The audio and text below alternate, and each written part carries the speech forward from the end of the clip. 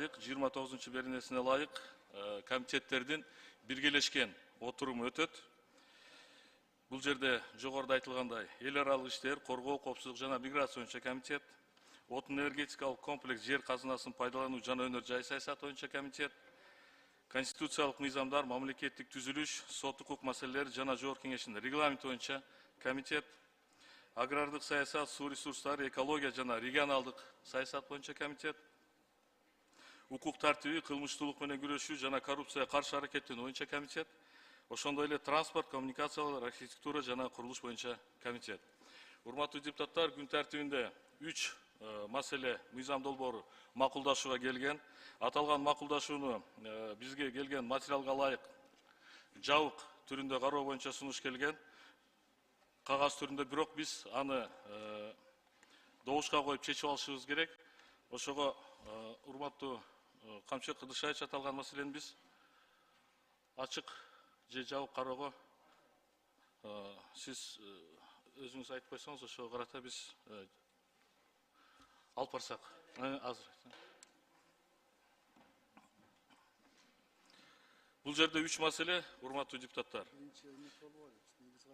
Биринчи маселе Кыргыз Республикасы менен Тажикстан Республикасынын ортосундагы Кыргыз-Тажик мамлекеттик чек арасы жөнүндө келишимдин долбоору.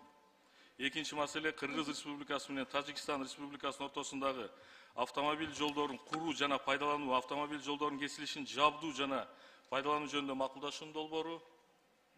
Жана Кыргыз Республикасынын министрлер кабинети менен Тажикстан Республикасынын өкмөтүнүн ортосундагы суу чарба жана энергетика объекттерине жеткиликтүү камсыз кылуу боюнча макулдашуунун долбоору. Аталган маселени, урматтуу депутаттар, каршы болсоңуздар, баяндамандагы бир кылгана каршылык жокпу? Анда добушка коем, макул деген депутаттар добуш берип койсоңуздар. Баары макул, каршы жок. Анда урматтуу Камчы Кыдыршаевич, сөз сизге берилет. Саламатсыздарбы, урматтуу депутаттар, урматтуу комитеттин төрагалары. Мына биз сиздердин алдыңыздарга Кыргыз-Тажик мамлекеттик чек арасын делимитациялоо тууралуу маалыматты алып келдик. Себеби дегенде, ушуга чейин биз ушул маселелердин баардыгын ДСП кылып, секретарь кылып кармап келгенбиз. Себеби сүйлөшүүлөр маалында, жанагы макулдашуулар маалында ар түрдүү сөздөр болуп, оң, тетири пикирлер айтылып отуруп, ошо биздин сүйлөшүүлөрүбүзгө терс таасирин тийгизип калбасын деген гана максатта. Бүгүндөн баштап биз ушул ДСПны баардыгын силмат этебиз. Бүгүндөн баштап ачык айкын талкуулайбыз. Себеби биз макулдашууга жетиштик, колду койдук. Мына буюрса жакында ушу сиздер менен сүйлөшкөндөн кийин, мына комитеттерден өткүзгөндөн кийин президенттерибиз кол койсо, андан кийин ратификацияга дагы келебиз. Ратификацияны өткүзсөк, андан кийин президенттерибиз уже акыркы окончательный варианттарына колду коюп, эки мамлекеттин ортосундагы договор түзүлөт. Ошондуктан бүгүн биз ачык жарыялап коеюн, мындан бияка ушул Кыргыз-Тажик мамлекеттик чек арасы боюнча документтердин баардыгы ачык түрдө каралат. Коомдун баардыгына жарыяланат. Так, баардыгыңыздар өз пикириңиздерди ачык айтсаңыздар болот. Андан сырткары, урматтуу депутаттар, мен ушу башында бир-эки сөз менен айтып кетейин. Мына мен азыр сиздерге айткан маалда колдоруңарга ручканы алып, тетрадты алып, жакшынакай кылып жазып отуруңуздар. Анан кийин цифралар көп бул жерде. Бул жерде жанагы айтыла турган маселе көп. Ошолорду жазып алып туруп, кайсыл маселе болсо так сурооңорду берсеңер, мен так жооп берүүгө аракет кыламын ар бириңерге. Анан жанагы туура эмес угуп алып, анан туура эмес маселе же туура эмес болуп кетпесин деген максатта. Себеби чек ара деген өтө баалуу, себеби бул маселени биз акыркы 4 жылдан бери өтө көп жолугушуулар өттү, өтө көп кыйынчылыктар болду, өтө көптөгөн сүйлөшүүлөр болду. Эми ошонун натыйжасында мына бүгүнкү келишимге даярдык келдик.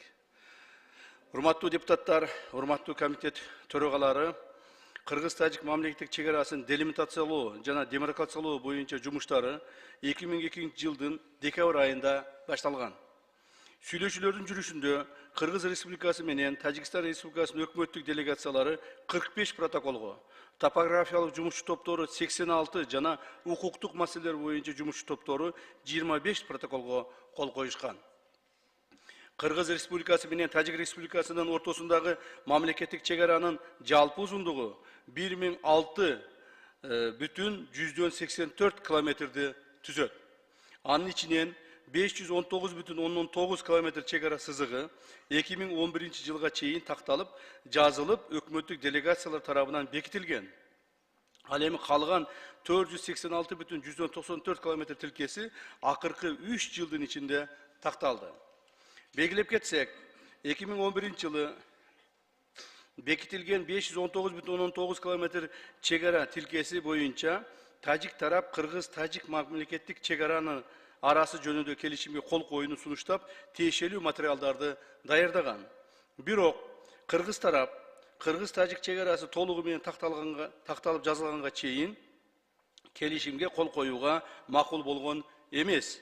Себеби аталган 519,9 километр чегара тилкеси жалаң тоолуу аймактарды камтып, эл жыш жайгашкан жана чыр чатактар көп катталган аймактардын чегарасы толук такталган эмес эле.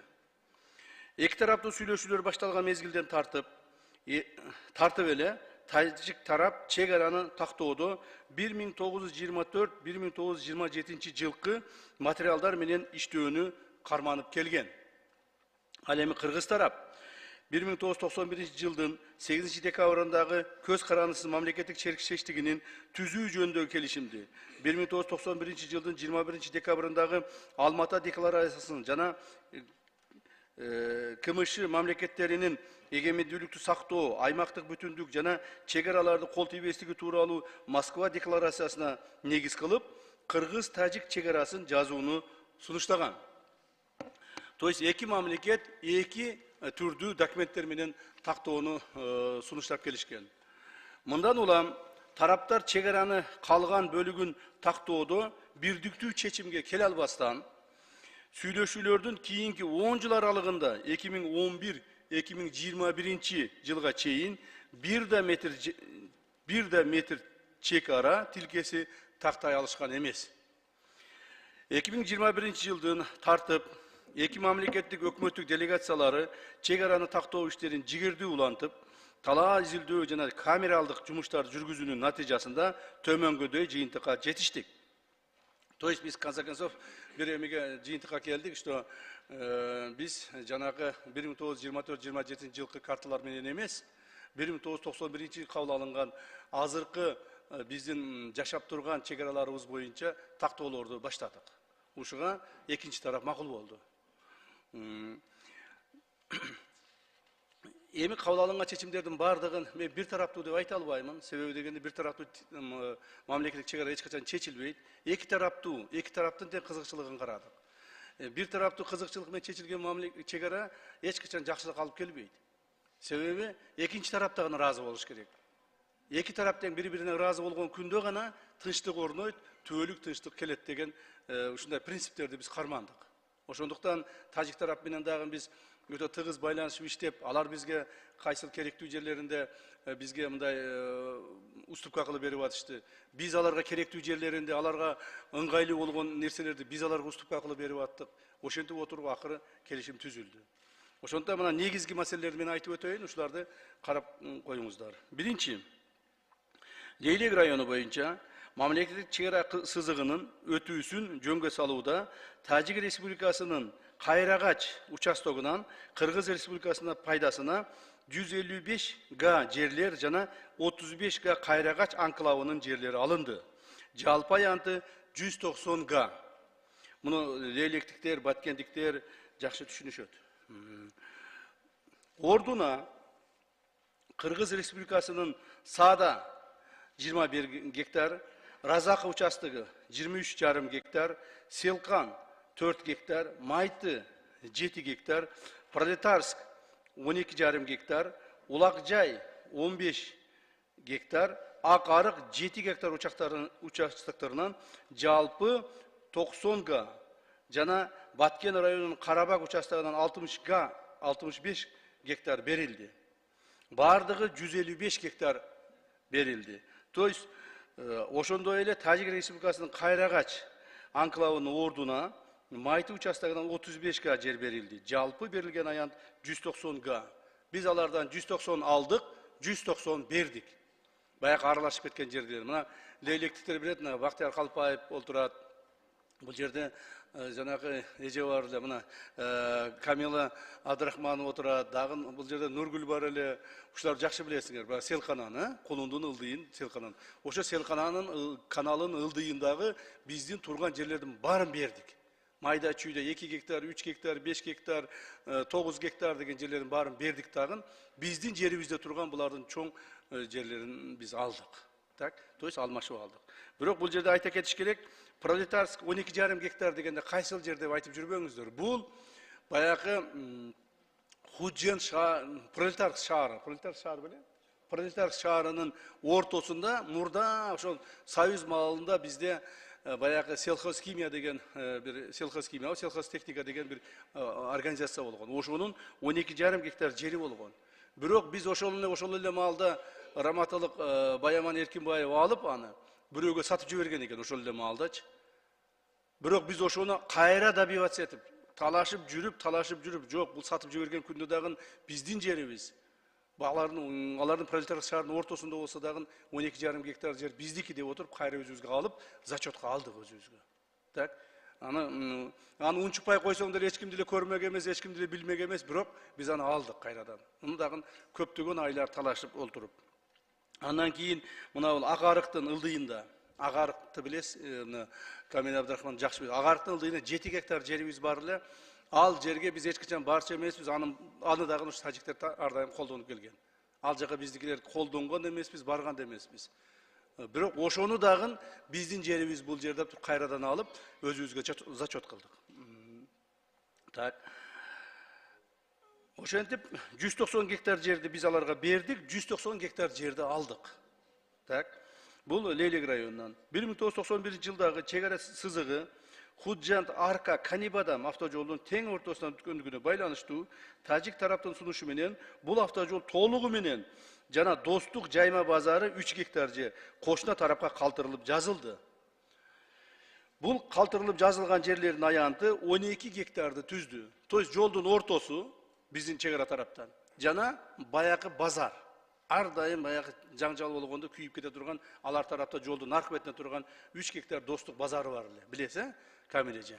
Ошол базар, ошолор бардык 12 гектар экен. Анын ордуна, ошол 12 гектардын ордуна тажик тараптан 2 эсе көп жер аянтын алдык.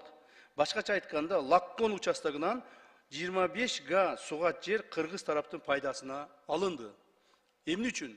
Себеби биз аларга ушундай талапты койдук. Бул деген базар, коммерциялык жер, ал жерде адамдардын магазиндери болгон, жана башкалары болгон, элдер акча таап турган.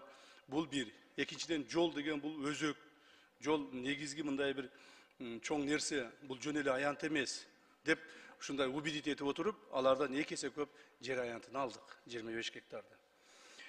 Мындан сырткары, ошол эле Карабак, Лаккон участогунан кыргыз тарап пайдаланып келген 200 га жер аянтын тажик тарапка калтырылып, ордуна тажик тараптан 200 га анын ичинен 130 га Карабак, Лаккон участогунан жана 70 га Куруксай участогунан сугат жерлер кыргыз тарапка калтырылып жазылды. Белгилеп кетсек, мамлекеттик чек ара сызыгынын жеринен өтүүсүн жер пайдаланууну ыңгайлаштыруу максатында жогоруда аталган алмашуулар жүргүзүлдү. Тактап айтканда, Кайрагач участогунда чек ара сызыгы Селкан каналы менен белгиленди. Селкан менен белгиленди толук бойдон. Кайрагач анклавы жоюлду. Карабак, Лаккон участогунда автожол тажик тарапка калтырылып жазылды. Булар тажиктер, ошол тажик тарап Карабакта бизде айланып өтө турган жолу бар эле. Мен муну түшүндүрүп коеюн, түшүнбөгөндөргө. Эмне үчүн 200'ды алып 200'ды бердиңер дегенде. Анан булар бизден суранды. Биз ушуну айланып өтүп атабыз. Бизге ушул жерге шарт түзүп бергиле, түз өткөнгө деп суранганын биз кабыл алдык дагы. Аларга 200 гектар ошол жерден шарт түзүп бердик. Бирок ошол эле жерден, суулуу жерден кайрадан 200 гектарды алдык биз. То есть ошентип тажиктерге биз ыңгайлуу шарт түзүп бердик. Экинчи, то есть ушул эмелердин алмашуулардын негизинде эмне болду? Эми алмаштык эмне болду дегенде жыйынтыгын айтыш керек да. Алмашуулардын негизинде баягы биз Селкан деген чоң канал бар. Кулундун ылдый жагында. Ошо каналдын аркы бетинде жайгашкан майда чүйдө участоктордун бардыгын берип, берип, алардан участоктарды алып, Селкан каналы менен границаны түзө турган болдук. Түп-түз граница түзүлдү. Мурдагыдай баягыдай буйтап 2 гектар бияка кирип кетип, кайра 3 гектар бияка чыгып кетип, кайра 7 гектар бияка түшүп кеткен чек ара эмес, түп-түз канал менен чек ара түзүлдү. Мына ушул биздин алмашууларыбыздын негизинде. Экинчи, Головной боюнча. Головной деген суу бөлүштүрүүчү курулмасынын ак суу биз тараптан айтылат, Исвара алар тараптан айтылат. Курулмасынын ак суу Исвара дарыясынын нугунда жайгашкан плотинасынын 3 суу дарбазасынын затвору тең жарымынан, башкача айтканда дарыянын нугу менен мамлекеттик чек ара сызыгын өтүүсү белгиленгендигине байланыштуу кыргыз тараптын пайдасына төмөнкү участоктор жазылды. Урматтуу депутаттар, Головной боюнча мен силерге дагы жакшылап түшүндүрүп кетейин. Себеби дегенде Головнойдо билесиздер 89-жылкы кыргыз тажик тарап менен сүйлөшкөндө эле Головнойду ортосунан бөлүп өтөбүз деп сүйлөшүшкөн. Бирок биз ал нерсени биз эме кылган жокпуз, караган жокпуз, аны биз, как говорится, признавать эткен жокпуз. Эми ак суу суусу башынан баштап ортосунан бөлүнүп келатат. Бөлүнүп келатып эле биздин Головнойго келгенде бөлүнбөй калып атат да. Алар айтат ортосунан бөлөбүз деп атат, биз айтып атабыз, жок бөлбөйсүңөр деп атабыз. Ошентип талашып биз почти бир 2 жылдай талашып жүрдүк окшойт ушуну. Так, талашып жүрүп акыры эгерде бөлө турган болсок, анда бизге компенсация бересиңер деп туруп, ошол жерде 1,5 люк баары бир деле ошол жерде регулировка болуп атат. Биздин мамлекеттер арасындагы суу чарба органдарынын өздөрүнүн келишимдери бар. Ал жерде канча проценттен бөлүш керек суунун. То есть ошол келишимдердин негизинде жүргүзүлөт. Анан ошонун жанагы 3 люктун 1,5 люктон кылып бөлдүк, 1,5 люк бизде калды, 1,5 люкту биз тигилерге бердик, жанагы тажик тарапка бердик. Ошонун эсебинен 1,5 люк, эми бир 3 метр жер болсо керек ал жерчи. 3 метр, 4 метрге жетпеген жер болсо керек. Ошонун негизинен биз кайсы жерлерди ынандырып алдык. Бул Унжу-Булак участогунан 500 гектар жерди алдык, Чоңалай районунан. Өтө мындай конфликтный жер болчу ал жер. Кароолдөң участогунан 100 гектар жер алдык. Бул жанагы Сүлүктүү шаарына кире бериш жердеги, билесиңер, Сүлүктүү шаарына кире бериш жердеги жолдун үстүнө чейин болчу тажиктердин чек арасы. Жолдун үстүнө монтип бизди карап турат эле Сүлүктүү шаарынчы. Ошону 100 гектарга чейин ичине киргиздик. Ошол жерди алдык. Биз эң негизги трассанын боюнан жылдырдык. Анан Каттатуз участогунан 150 гектар жерди алдык. Каттатуз участогун билесиздер, ошентип 750 гектар жер алынды. Каттатуз участогу то тажиктерде, то бизде ызычуу болуп жүргөнбүз. Бирок биз документтердин баарын текшерип чыгып карасак, Каттатуз участогу бизге бөлүнгөн эмес экен. Ошондой болгондо да Каттатузду биз тең ортосунан 300 бөлүп алганбыз. 300 аларга бердик, 300 биз алдык. Так, себеби ал жерде баягы нефти качалкалар, жанагы не деп коет эле? Нефти качат эткендер. Скважиналар, нефти скважиналар болгон. Ошо скважиналардагы тең ортосунан бөлдүк. То есть канча нефти скважина болсо, жарымы аларга калды, жарымы бизге калды. То есть ушундай бир макулдашуу менен бөлдүк. Бирок ошого дагы дополнительный баягы 300 бердик эле, 300дөн дагы 150-ин кайра алып алдык, себеби мына жердин ордуна деп туруп. То есть Каттатуз участогу өзү 600 гектар жер болсо, ошонун 450 гектары бизде калды. Ошентип, жанагы Головной суу сактагычынын бөлүштүрүүчү курулмасынын 1,5 люктун ордуна биз 750 гектар жерди алдык. Үчүнчү, Баткен облусунун Баткен району жана Согди облусунун Исфара районунун ортосундагы туташ эмес Чересополосный жерлерди өз ара жөнгө салууга жетиштик. Натыйжада Баткен районунун Достук айылынын тургундарынын жер үлүштөрү менен 91 гектар жерди, Мазейиттин жерин 8,3 жерди, Көктерек айылын 17,5 гектар жерди, Таштумшук айылын 20,11 гектар жерди, жана Дача участогундагы 5 гектар жер үлүштөрүн жалпы аянты 141,9 га Тажик Республикасына калтырылып жазылды. То есть биз 142 гектар жерди тажиктерге бердик. Эми мунун ордуна эмнени алдык? Отуруңуздар. Анын ордуна İsfara rayonunun Samanion ayılını aldık. 18,14 gektar. Dahma uçastığını aldık. 3,11 gektar. Hocaylo ayılının bir bölügünü aldık. 21,5 gektar. Gafsuvar uçastığını aldık. 2,17 gektar. Mingbulak uçastığını aldık. 42 gektar bağı menen. Jana Lakkon uçastığının bir bölügün 55 gektarda aldık. Jalpısından 142,17 yer Kırgız Respublikasının kaltırılıp жазıldı. То есть 142'ge 143'te aldık da. 1 gektar koşup alıp bizden. Anan sırtkarı Dostluk ayılındağı жаңы salıngan üylörgө kompensasiya katarında 30 gektar suulu yer Lakkon uçastığından alındı. Urmatlı tuğandar, bunu ben düşündürüp aytıp keteyim. Dostluk ayılın biz толық boydan berdik Taciklerge. Sebebi Dostluk ayılı bizdin ayıllardan en alыс жайгашкан. Ал жерде эч кандай бизге стратегиялык же болбосо экономикалык эч кандай мындай пайда жок деп айтсам болот да, пайда жок деп айтсам болот. Мына мягко айткандачы, пайда жок. Ошондон Достук айылын бердик дагы, Достук айылынын ордуна баягы 91 гектардын ордуна 91 гектарды эле алдык. Бирок биз шарт койдук. Достук айылын биз жаңадан куруп чыкканбыз. Достук айылында бизде үйлөр бар, жаңадан курулган. Так, ошол үйлөр бар. Ал жерде чегара заставабыз бар. Кстати, биз булардын да чегара заставасын алдык Кайрагачтагы. Чегара заставабызды да кошуп берип атабыз. Демек бизге ушуга компенсация кылып бересиңер деп жерди 30 гектар жер алдык. Мен ойлоймун үйлөрдү бузса, курса бола берет. Бирок жер баасыз экендигин билесиздер. Ошондуктан 30 гектар жерди биз суулуу жерден Карабак айылынын жанынан алдык. То есть ошол элдерди көчүрүп ал жерге мамлекет тарабынан дагы Достук айылынын элине ар бирине кайрадан үй салып беребиз. Эми кийинкиси Ворух анклавында Тажик тарап 1991-жылга карата 19.000 гектар жер пайдаланып жүрүшкөн. Так, көптөгөн катаал сүйлөшүүлөрдүн негизинде 14.500 гектар жерге чейин жер калтырдык аларга. То есть алар 19.000 гектар жерди пайдаланып жүрүштү эле, билесиздер, биздин тоолорго чыгып, чегара мурдагы Варуктун чегарасынан өтүшүп, баягы бүт ээлеп алышкан. Ал жака биздин адамдар бара алган эмес. Так. Ушуну сүйлөшүш үчүн, билбейм, муну сүйлөшүш үчүн эле бир канча өтө оор жолугушуулар болду. Өтө кыйынчылыктар болду. Бирок ошо 19 гектарды биз 14,5 миң гектарга чейин түшүрө алдык. Так.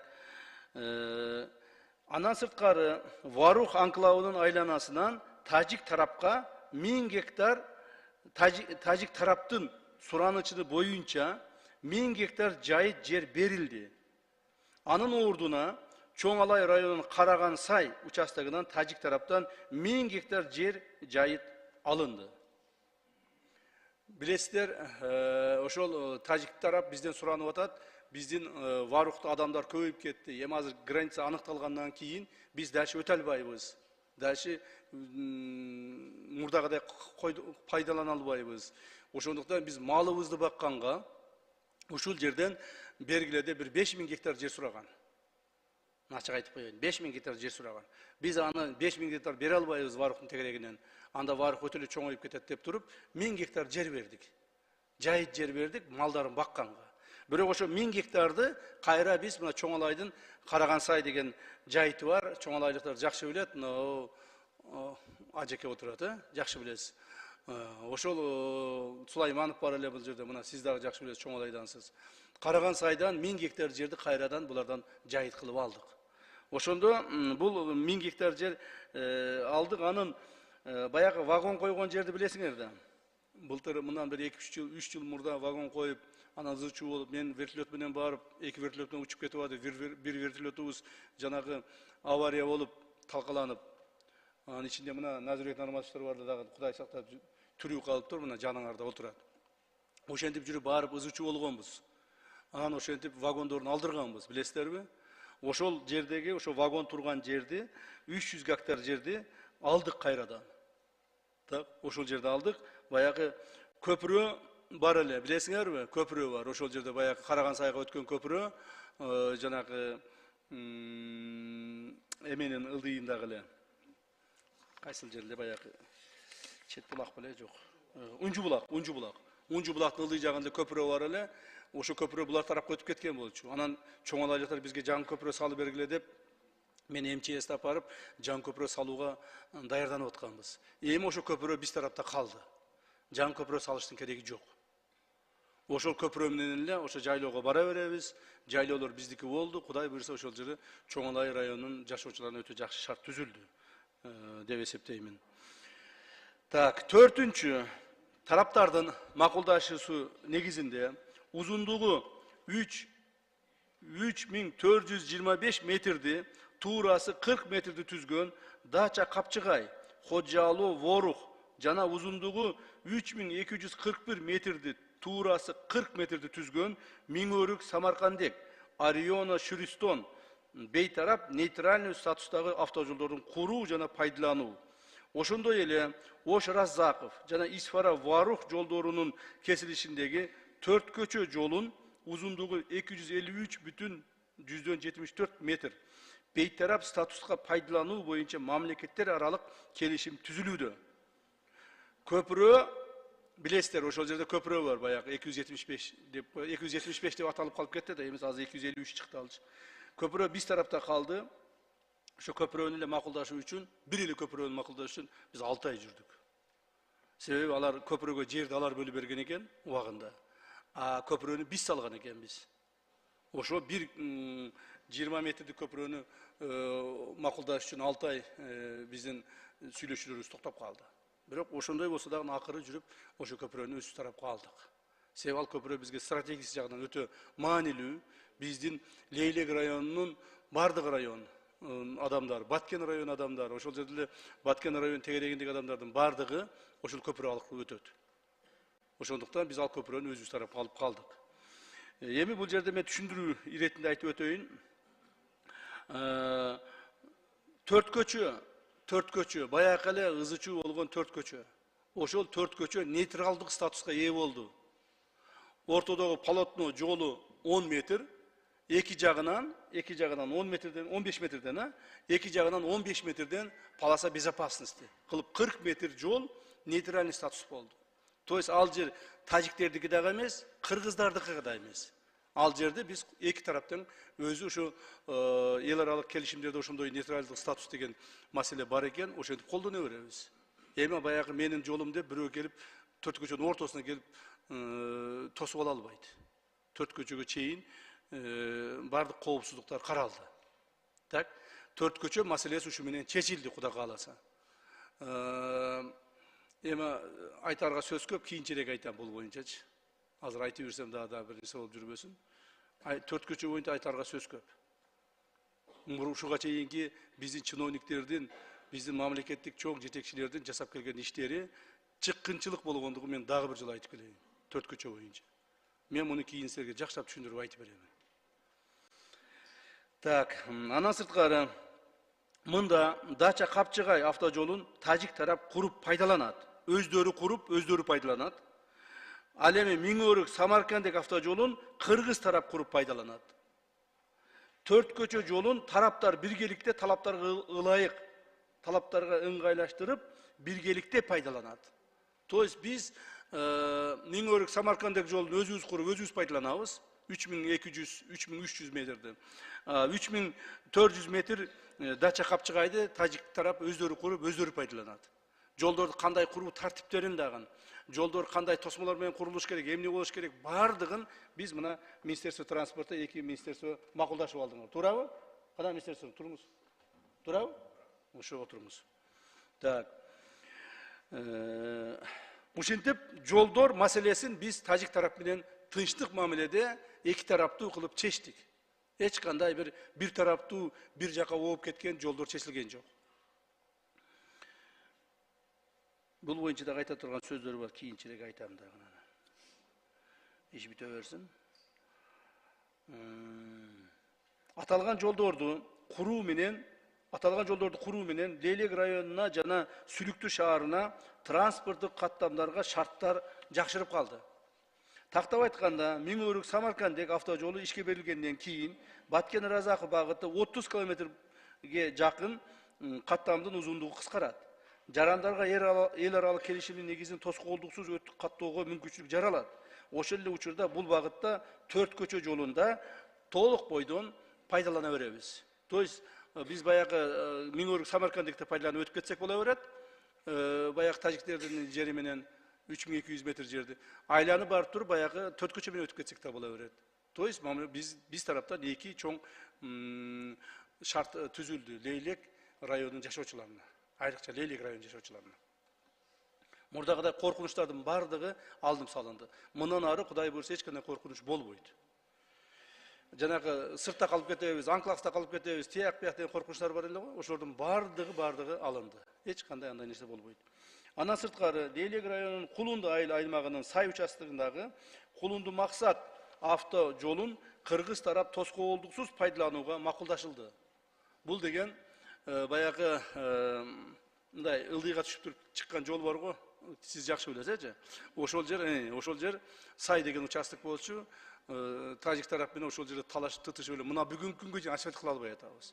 Бүгүнкү күнгө чейин ошол жерде биздин элдерибиз талкаланган жолду эптеп каттап атат. Мына максат жана башка айылдарга, жогору жакта жаңы жер айылдарына.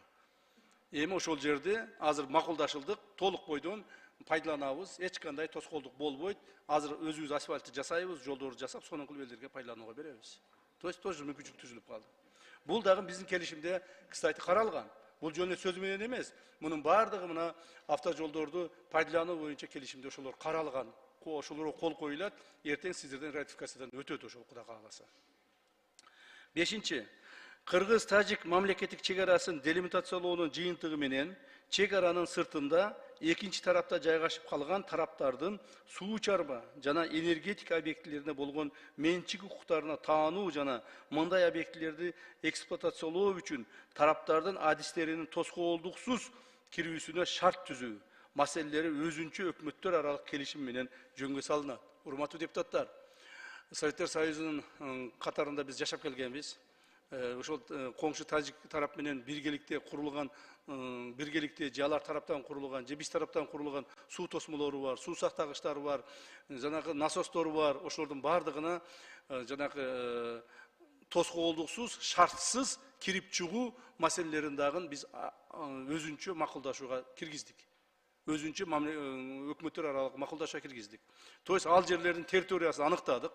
Ошо территорияларга биз өзүбүз ошол территорияларды колдоно турган, анан ошол территорияларга өзүбүз баягы госакты бере турган кылып туруп чечтик. То есть мындан ары ошол жерлерге биз беспрепятственно кирип чыга беребиз. Алар дагы беспрепятственно тоскоолдуксуз кирип чыгып өздөрүнүн жумушун аткара берет. То есть кыргыз-тажик мамилелериндеги эң орчундуу болгон проблемалардын бардыгы бүгүнкү күндө чечилди. Дагы бир жолу айтайын. Ошол проблемалардын бардыгы эки тараптуу, эки өлкөнүн кызыкчылыгын тең карап туруп чечтик. Ошондуктан урматтуу депутаттар, урматтуу комитеттин төрагалары, ушул маселени бүгүн карап комитеттерден өткүзүп берсеңиздер, енді кайталап калып атам, бирок айтып коеюн эми жыйынтыгында. Бүгүн өткүзүп берсеңиздер, биз анда урматтуу президенттерибизге ушул договорлорго жана өкмөттүн башчыларына ушул келишимдерге кол коюуга беребиз. Алар кол койгондон кийин кайрадан силерге алып келип дагы бир жолу ратификациядан өткүзүп кетебиз. То есть ушул эле маселени кайрадан ратификациядан өткүзөбүз жалпы жыйын менен. Анан договорго кол коюлат дагы, то есть ратификацияга кол коюлат дагы, мыйзам чегинде мыйзам иштей баштайт. Мына ушул. Ошондуктан эгерде суроолоруңуздар болсо, мен баардык суроого ачык так жооп берүүгө даярмын. Себеби дегенде ушул маселени мен мына 4 жылдан бери өзүм аркылуу өткүздүм, ийне жибине чейин өтө жакшы түшүнүп калдым да, жакшы түшүнүп билемин ушуну. Рахмат баарыңыздарга. Рахмат, Камчыбек Кыдыршаевич. Урматтуу депутаттар, биринчи микрофон. Ата журт Кыргызстан Талиева. Урматтуу депутаттар, мынабдан Камчыбек Кыдыршаевич даана түшүнүктүү, ал жердин шартын мына бизчелик ошол Лейлек районунда, анан Баткен районунда жашап келген, жашап аткан бүгүнкү күнү мына элибизчелик эч ким билбесе керек. Анан мына акыркы ошол 4 жылдын ичинде Камчыбек Кыдыршаевич күнү түнү эки тарап межбет комиссия чогуу иштедиңиздер. Биз түмөн түйшүгүңүздөрдү байкап эле турдук. Сиздер канча ар бир территорияда ушу айлап талаш тартыш түмөн түйшүгүңүздөрдү көрүп эле турдук.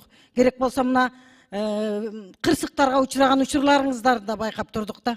Бүгүн мына сиз азыр ушул картаны даана так эле айтып койдуңуз. Биз даана түшүнүп эле аттык. Мен ошо суранат элем, урматтуу депутаттар, убакытты үнөмдөп, булар дагы барып иштеп, азыр кайра тез аранын ичинде бачым ошо эки президентибиздин макулдашууларга кол коюуларына ушул шарт түзүп берели дагы. Мен сунушум ушул суроо жоопсуз эле, талкуусуз эле ушул колдоп берүүгө чакырат элем. Менин сунушумду добушка коюп койсоңуз, урматтуу төрөгалык кылуучу. Рахмат, сөз түрдө. Кемал Абдырзаковна, 5-ші микрофон. Мен аграрный комитетке сунуш кылам, добушка коюп койсоңуз. Рахмат. Урматтуу депутаттар, жогоруда айтылгандай, аталган маселе макулдашууга келди. Макулдашууга келгенден кийин, Кудайым буйрса, бүгүн колдоо тапкандан кийин пленардык жыйында ратификацияга келет. Ошол ратификацияда да кенен кесири суроолорду берип, ошондо талкууласак болот. Ошон үчүн урматтуу депутаттар, Камил Абдырзаковдун сунушун мен добушка коем. Суроо жообу токтотуу боюнча макул деген депутаттар добуш берип койсоңуздар. Баары макул, каршы жок. Рахмат. Анда урматтуу депутаттар, урматтуу комитеттин мүчөлөрү. 4-ші микрофон. Рахмат. Камча Кыдыршаевич, бул тажик-кыргыз чегарасы боюнча биз экөөбүз абдан көп сүйлөшкөнбүз, өзүңүз жакшы билесиз. Ал жерде мен өзүмдүн ойлорум бүт баарын сизге айтканмын. Ошону азыр сиздин айтышыңыз боюнча менин оюмча бүт баарды көңүлгө алынды. Ошол сөздөр бардыгы. Мен айткан коркунучтар, тобокелчиликтер деле барды көңүлдү алдырыптыр деп ойлойм. Анан бул жактын жакшы нерсеси, самое главное, чегара такталыптыр. Наконец-то элдин жанагы кыйноолору токтолот да ушуну мен. Анан эми канчалык кемчилиги бар, артыкчылыгы бар экен, аны кийин мен ойлойм вакыт көргөзөт өзү кандай болушуну. Вот, самое главное, ошол такталыптыр, бүтүптүр, элдин деле жанагы кыйынчылыгы бүтөт да ушуну мен. Камча Кыдыршаевич, сиз азыр аябай жакшы коррупция менен күрөшүп атасыз. Ошого сиздин күрөшүүңүзгө жардам катары мына илим системасындагы болуп аткан коррупциялык схемалар жөнүндө мага ученыйлар жазыптыр. Ошону абдан суранды эле, вот лично өзү Камча Кыдыршаев колуна берип коюңуз деп, ошону мен ушуну азыр аткарып койсом. Чоң рахмат. Рахмат. Келиңиз. Илим билим боюнчабы? Жогорку окуу жайлары боюнча. Жогорку окуу жайлары боюнча мына сиздин ушу берип аткан документиңизди алып атканда 1 минут айтып коеюн. Саламатсыз. Рахмат. Урматтуу депутаттар, суроо жоопту токтотуу боюнча чечим бул боюнча азыр бизде өтө мына жогорку окуу жайлары боюнча чоң жумуштар жүргүзүлүп атат. Бардык жогорку окуу жайларын текшерип атабыз. Биз айтып атабыз жогорку окуу жайларынын ректорлоруна. Ал жерде көптөгөн студенттерди бекер эле зачетторду коюп, 2 жыл, 3 жыл, 4 жыл вообще университеттин эшигин аттабаган студенттерге зачетторду коюп, анан ошолорду диплом берип атыптыр. Ошолордун баарын исключать этип, бардык эмелерде жогорку окуу жайларында студенттерди азайтып, окуган гана студентке баа коюп, ошолорду гана окуткула деген тапшырманы коюп биз азыр текшерип атабыз. Ошонун ичинде мына сиздин берген документиңизди бир сыра карап чыгам мен, конечно карап чыгам, тапшырманы беремин, чара көрөбүз. Рахмат. Рахмат. 3-ші микрофон. Рахмат, Улам Бердибаевич. Азыр бул жерде мына эки депутатыбыз именно Баткен Лелектен чыккан депутаттарыбыз атайын суранып атышат. Саламатсыздарбы? Камча Кыдыршаевич, мына бүгүн бизди өтө чыдамсыздык менен Баткен эли азыр карап отурат да түз эфирденчи. Анан ошол эле учурда мына сиздин азыркы бардык сөзүңүздөн кийин ушундай жакшы каалоолор менен бизге WhatsAppка каалоолор келип атат, суроолор келип атат. Эми бүгүн эч кандай суроо жоопсуз эле биз ушул түп көтөрө баарыбыз колдоп берели. Бүгүнкү келген сиздерди ушул чегара маселелери боюнча, бирок ошондой болсо дагы өзгөчө белгилеп койчу бир жана сиз өзүңүздүн докладыңызда айтып өттүңүз, сүлүктү боюнчачы жазып атышат да магачы ушу сүлүктүдөгү жанагы коргончу айылынан 100 гектар ары жылдырдык деп айттыңыз. Бул өтө жакшы болду да, себеби кандайдыр бир жаңжал чыкса эле ошо тажиктер ошо дөөгө чыгып алып, биз кольцо жака өтө албай калчу элек.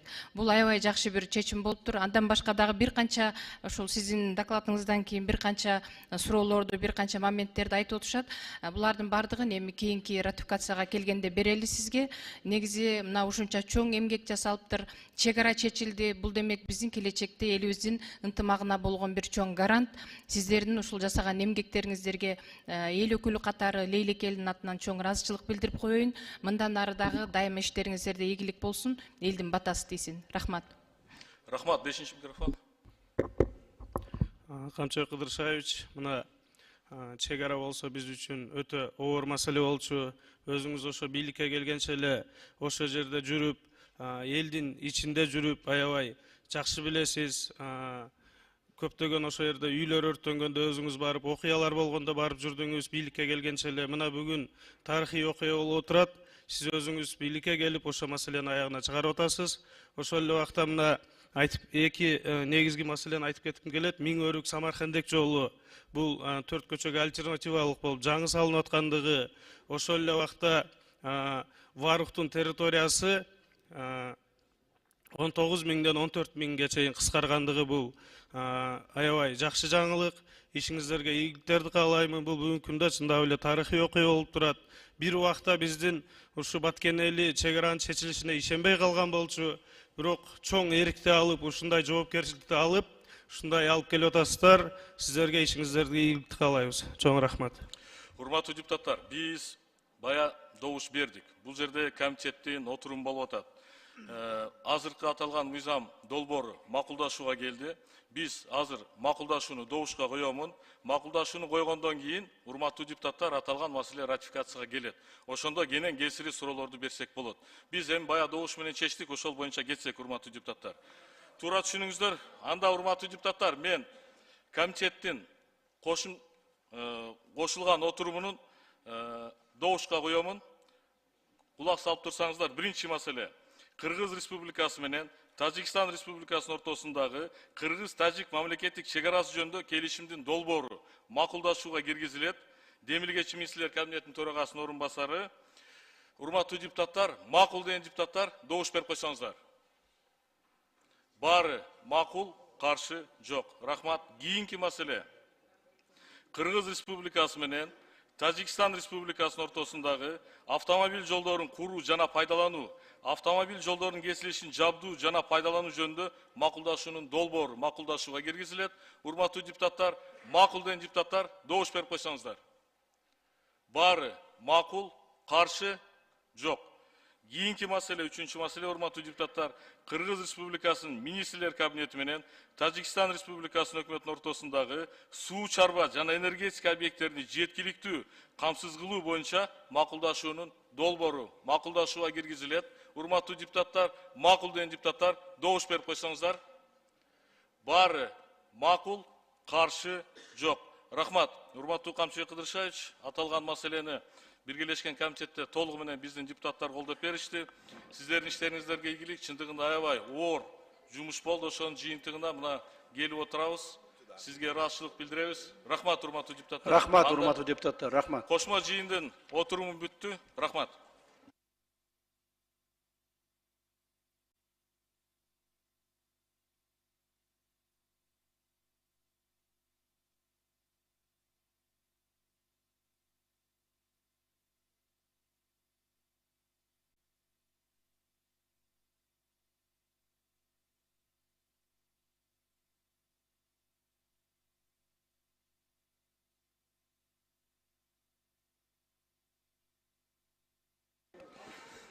Урматтуу депутаттар, 10 мүнөттөн